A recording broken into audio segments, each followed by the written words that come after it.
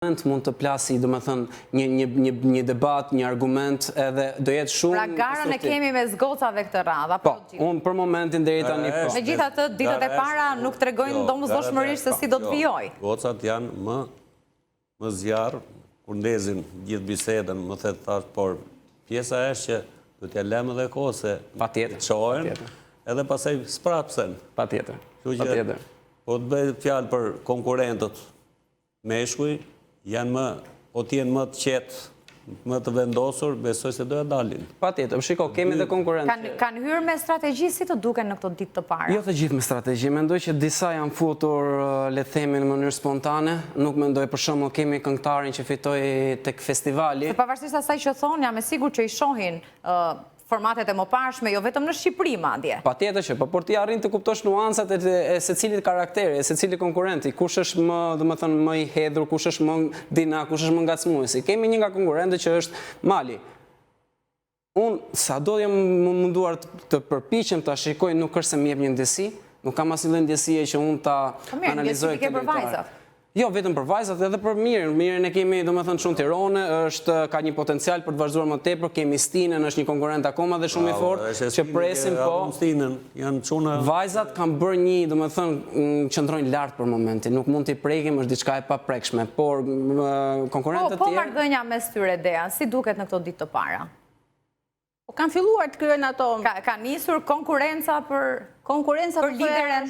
Është herët mes të gjithëve, sepse ndoshta ato tani janë duke njohur me njëri tjetrin e të kuptojnë aleancat pikë së pari, se me këtë do të ecin për krau, dhe më pas drejt fundit të dalin gjithë secili më vete. Domethënë mendoj që më tepër po kërkojnë se kush do të ketë shoqe kë, se sa të dominojnë, pavarësisht se të gjithë kur hynë në një formë një tjetër, mu duk sikur donin të bënin pak atë rolin e dominantit apo dominusës nga vajzat që të gjithë me ato kunjat e tyre, dhe me thënë gjë që s'më pëlqeu, sepse do ketë kohë për t'u treguar kush është i zgjuar, kush di më shumë, kush dominon më shumë, dhe kishte disa hyrje me pak tendencë, dhe me thënë që si fillim nuk më pëlqeu, duhet ishin më, nuk po them më të shtruar, se sigurisht aty është pjesë e lojës, çdo gjë që bën për sa kohë kanë hyrë për të fituar brenda.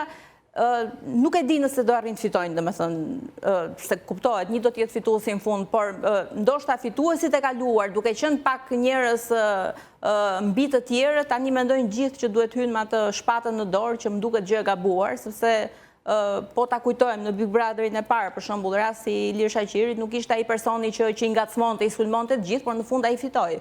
Kështu që duhet të ndjeki gjithsecili një rrugë, një linjë të tij, se dashur pa dashur në një moment caktuar do dali nga loja, do ta pranojmë që është një format që sado hyn me strategji në fund shpërfaqet se kush je.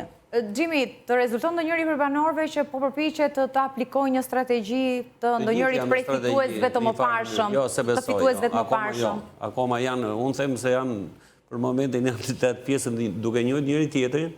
Edhe janë akoma në ajër, thotë, jo do ta kapun kush do marrë vëmendjen, po tentojnë me u kap, me u grit çik me... Një nga këto është Miri, domethënë e ke kudo, në çdo debat, në çdo argument Mirin e kemi aty. Miri është strateg të zbuloj karakterin e çdo kujt. Në moment që do të zbuloj karakterin, aty është arma e vet pastaj. Po veten po e zbulon në raport me banorët? Se besoj i vështirë është, çik.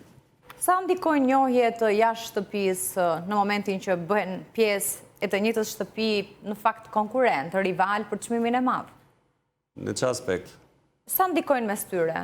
Ndonjë rast edhe nuk i kanë bërë me dije që në kryet herës që kanë pasur njohje, por disa prej tyre kur janë brenda si lojtar, normal, brenda si lojtar normal. Kemi diskutuar gjatë se sa kafe kishte pirë për shembull da erdhi me Rozanën jashtë, sa njihen. Patjetër, kur njihesh jashtë, brenda është më do kemi dinamika më të forta me njëri tjetrin për plasje, për arsye për të mbuluar njëri tjetrin. Sa më shumë në njihesh jashtë, aq më mirë është brenda për të plasur njëri tjetrin. Unë mendoj që do kemi debatet forta midis Mirit dhe Stinës, kanë filluar disa ngacmime me njëri tjetrin. Pra, mes djemve këta e kanë garën. Po patjetër. Edhe pse janë kolegë që unë njoh që të dy janë çuna të mrekullueshëm, por edhe pse kjo gjë automatikisht në lojë do ta kenë strateg. Po, kjo është ajo shpreha, mos u rre lojtarin, po rre lojën. Cili duket më i avantazhuar? Me avantazhuar për momentin është Miri. Domethënë midis tyre të dyve për momentin është Miri, për shkak se Stina është pak më i qetë si person, kurse Miri është pak më i hedhur, pak më dinamik dhe ka, si që thave Gjimi, është edhe më ngacmus, si që ka të vetën, që do të zbuloj karakterin. Shpëton do të asnjë gjë, qoftë edhe në jetën e përditshme, qoftë edhe në lojës, me sa po e shoh, është realist për momentin. Por disa persona e kanë strategjinë e tyre. Shpresoj, mo nxitoj. Disa nuk e kanë, për shembull. Cilin ke Picasso, që ka hyrë me një strategji? Brikena është tik me dy presa, do të them pse, sepse kur shohim një vajzë të kuruar, ne kemi vetë si mentalitet fort shqiptar që kjo do më thënë një ekonomi më të mirë, do një person që ta ketë afër dhe ti japi gjithçka. Por me çfarë ne po dëgjojmë është që unë nuk dua një person, një mashkull të pasur, unë dua që të shkoj me mashkullin që jeton akoma me prindrit dhe unë t'i gatuaj apo t'i kujdesem prindërve. Kur i dëgjon këto të bëhet qefi, por nga ana tjetër edhe nuk e beson këtë gjë nëse është e vërtetë apo jo. Kjo është tik me dy presa, sepse nëse kjo nuk e mban, nëse Brikena nuk e mban këtë gjë që sapo ka deklaruar, do jetë shumë kundra popull dhe i sulet e gjitha. Se deri tani ka treguar një vajzë me prezencë, me këmbë tokë. Kurse të tjerat janë me këmbë tokë sepse nuk janë aq të kuruar edhe themi sa Brikena, por për momentin shikojmë, do të thonë këto janë disa strategji të secili konkurrent. Natën e parë të spektaklit u bë protagonist këngëtari i Bajames, madje dhe sa herë do ta thoshte dhe e fitoj në fund edhe çoi në një rikonfigurim tjetër dhe ndarje tjetër edhe të shtretërve për banorët. Dea, si e ke parë në këto ditë? Pati edhe një debat të fortë për ndarjen e punëve të shtëpisë, në momentin që është jam i pranishëm nuk mund ta marr askush vendimin. Duket që është njëri që do të ngacmoj, domethënë prej hyrjes ai u dallua si i tillë, ai është bërë i njohur, se mund të jetë këngëtar shumë i mirë, ka repertor le ta themi të gjerë, por një këngë ishte fati i tij që e bëri viral edhe aty domethënë viraliteti i tij ishte edhe fal ngacmimeve që bënte në klip. Domethënë ai pa hyrë në shtëpi e ka treguar atë natyrën e tij ngacmuese, ashtu hyri, ashtu veproi duke vënë djem me djem në shtrat që domethënë të gjithë ja undroi atë për zgjedhjen e tyre dhe mendoj që me këtë linjë do të vazhdojë, domethënë pastaj se sa do të pritet, sa do të zjas, sa do të ecë ky ngacmimi, sepse ka treguar koha që edhe në raste të tjerë njerëzit janë ngacmuar dhe ata janë kthyer pas, domethënë gjithë ngacmimet, sepse askush nuk i ka vënë përballë në një debat. Por mendoj që është nga ata karaktere që do të eci gjatë, pavarësisht se në të kaluarën pra jashtë shtëpisë nuk është nga ata vipat që ndoshta kanë një karrierë shumë të gjatë, aty mendoj që për shkak të tipit të tij dhe mund të ketë vazhdimsi, se nuk e di se sa shkon. Ai është bërë për dy gjëra viral, përveç se këngën Bajame edhe prej dhëmbëve që nuk i kanë në sinkron në fytyrën, edhe shumë njerëz e komentojnë dhëmbët e Kristit. Mirë, jo të gjithë?